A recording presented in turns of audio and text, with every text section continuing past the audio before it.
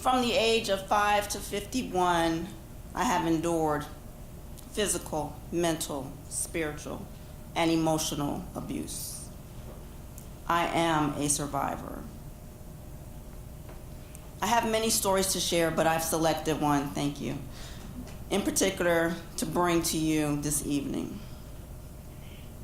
I met this young man. He was dashing, debonair, charming, intelligent. He was a reader.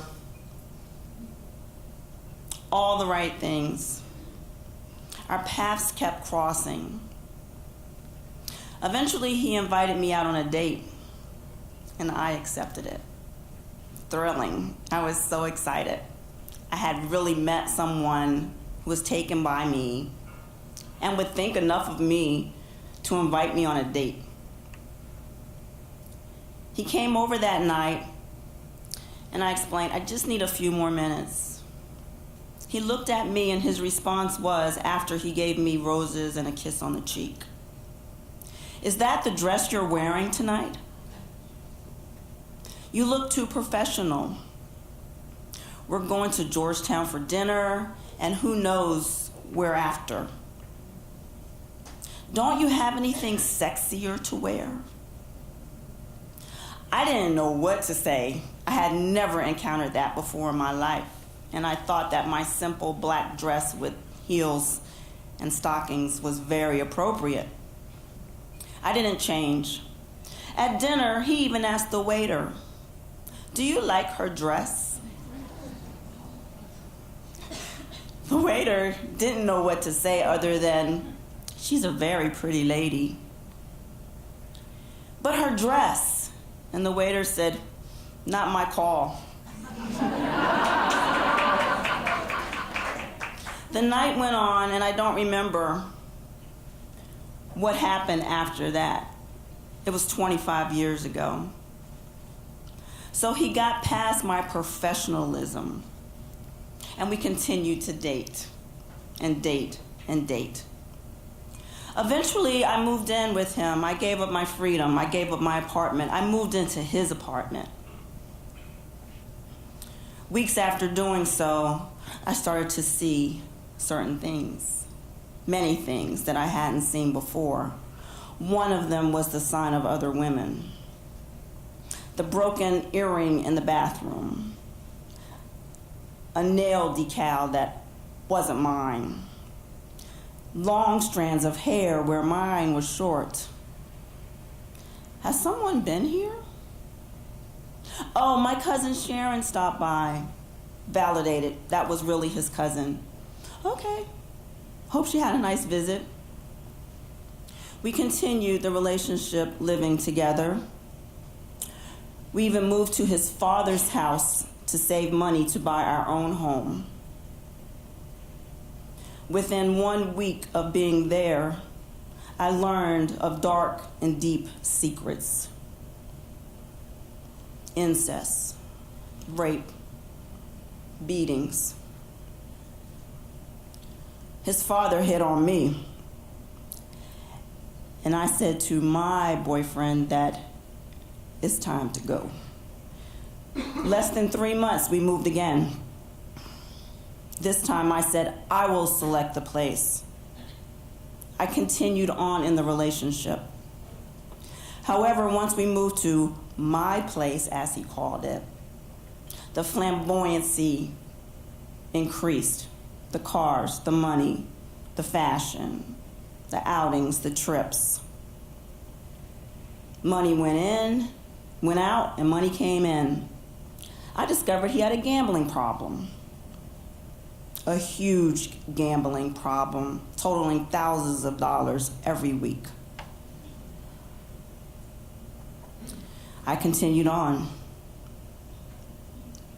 On one occasion, right before an annual trip that we would normally take together, I was informed that I would not be going. It's a guy thing. All the fellas are getting together this year, and we're going. No girls allowed, no women, no females. Like, that's really strange because you don't play golf. I called the hotel, daily check-ins. How's everything going? Are you having a nice time? Hello, who's this? Wrong room. I'm like, excuse me? I can't talk right now. Hello? Can you hear me now? After a while, a couple days, I just stopped calling. He returned home, not that Sunday night as planned, but the Monday morning just in time to go to work. Trigger warning. I said, is there someone else? After a cordial, hello, how are you? No answer. Again, is there someone else? No answer. Third time's a charm, right? The third time of asking, is there someone else, his fist went through my right eye. Drops of blood, puff, puff, puff, loss of vision. The fountain of blood, the body fluids, the crack, the break. I'm losing sight, I'm losing vision, I'm losing my head, I'm dizzy, I'm fainting. I asked for help. You'll be okay, it's nothing. You'll be just fine. May I have some ice? I got the ice. My face, I couldn't feel it anymore. The blood, it couldn't be stopped. I said, I need help. No one's coming in. No one's coming in here. You'll be fine. You're just over-exaggerating. It's nothing wrong with you. I can't see. I heard the crack. I think something's broken. You look okay. I could see a little out of my left eye, enough to spot where my purse was and where the car keys were. As he went to run his shower water, I made a mad dash for it. I was out. I was free. Angels were with me. He wasn't dressed, and I was. One of the 3 cars was going to be my getaway car, the ones I had paid for. Got to the car, got in, started up, yay, gas, I can go. I can't see worth. 25 years ago, not everyone had a car phone. We had one in all 3 cars. I paid for those too. Very expensive, if anyone remembers. Luckily, they were working. Blood everywhere. I could see the blood. I could feel it in my mouth. I could feel it in my stomach. And I was choking, and I was losing it. I dialed my mom, and I said, Mom, I'm on the way. I'm going to need an ambulance. I'm going to need medics. And when you see me, Mom, I'm okay. Don't worry. Mom, I can't make it to the hospital. No, it's not a gunshot, Mom. I've been hit. Mom, when you see me, I'm okay. Don't worry. It's okay, Mom. I'm on the way. Be ready. Let's go. The ambulance arrives. One look at me, we need to save that eye. I hadn't seen what I looked like. I didn't know what was going on. I think I acted out of shock. We got to the hospital. I heard someone scream, trauma! Dr. Arnold Garro happened to be in his office at the hospital that day. Internationally famous ENT. He was called to my room. He walked in. He saw my mother. He knew my mother because he treated my brother. He was our family ENT. He looked at me. He looked at my mother. What son of a bitch did this to your daughter? He hit a wall in that hospital that shook the entire ward. And I said, Dr. Garro, quite frankly, I don't need any more punches today. He said, I have never seen anything like this before in all my travel around the world. He then snapped back into being a doctor, giving out orders. I want every mirror out of this room. I want psych and I want the police. I want scans until I can get a clear picture of exactly what I'm working with. I've never seen this before. Police came. Miss Reed, what's your petition? Right now, my eye. Protective custody as soon as I'm out of here. No problem. Call the station. Psych. Miss Reed, are you aware of what's happened to you? Oh, I'm quite aware of what's happened to me. Miss Reed, how do you feel about this? Question, question, question. She checks out fine, Dr. Garrow. She's phenomenal. Scans, x-rays, hours and hours of trying to get a clear enough picture to see exactly what really had happened. Finally, the call went out. We got a clear scan. We're good to go. Dr. Garrow came running back.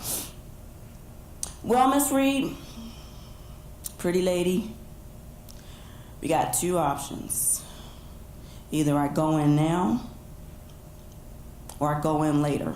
Like, what are you talking about? If I go in now, I don't have much to work with. Your eye's not sitting on anything, Miss Reed. You got a sliver of a piece of something holding your eye up. I don't have much to work with. Here's what we're gonna do. Give me 2 weeks. You're in my hands. I think if we wait enough time, the bone will snap back up from you losing your orbital floor. You have no bone. There's nothing holding up your eye. It's sitting on membranes. Give me 2 weeks. Let's see if the bone will snap back up, because there is that probability. And you just gotta trust me. I didn't make it 2 weeks. Sitting in a Deltec accounting training class, my eye dropped. The professor had been, or instructor rather, had been alerted. He knew that I was dealing with a medical emergency, but I still wanted to complete that certification. I raised my hand when I felt the drop. I gotta go. Yeah, you gotta go. I got the doctor on the phone, Dr. Garrow. I said, it's happened. It's dropped. See you in 2 days for surgery. I got out of there and I was briefed. Once I got home, I don't trust anyone with this but one person, said Dr. Garrow. I'm flying in Dr. Julio Bueso from Buenos Aires to do this surgery with me. I've never seen anything like this before. 2 days. Luckily, Dr. Bueso had an office and was licensed in the United States. He would be the one to assist Dr. Garrow. I show up for surgery, sign this, sign that, loss of vision, internal bleeding, sinus shot, permanent nerve damage, loss of that, loss of this, brain damage possibility, never will see again, double vision, permanent blocks. We're gonna pull your face away from the skeleton. We're gonna make a 4-inch incision, go up inside your head and insert a specially made plate just for you. You see, they don't make these things. There's nothing on the market that we could have used for you. We're trying to save your eye. No problem. I don't have much of any other opportunities or chances. You're in the best of hands. I had to wait 2 days before they unwrapped my head. I was cut deep. At the unveiling was everyone's suspicion. Will she be able to see? Will the eye set in the plate? Will the permanent bleeding stop? We can forget her sinus. It's gone. Dr. Bueso comes. He's like, pretty lady, We're ready. The unveiling. I felt like a science experiment. Unwrap of the head, light, and a response. There's no loss of vision. The eyes set perfectly. The bleeding had subsided. I was on a road to recovery. I had endured something that not even boxers had at that time. No one had seen it. Celebration, celebration. I even got flowers, speaking of flowers. The flowers came from one of my boyfriend's vendors. Like, what the hell's up with this? I told them that you fell off the bed and you hurt yourself and they wanted to send you flowers for your surgery. I'm like, you've lost your freaking mind. He didn't want anyone to know what had really happened. I check out and I go back. I go back to fix the finances, the fashions, the trips. I go back to fix him. I stayed. I worked out everything. Thousands of dollars.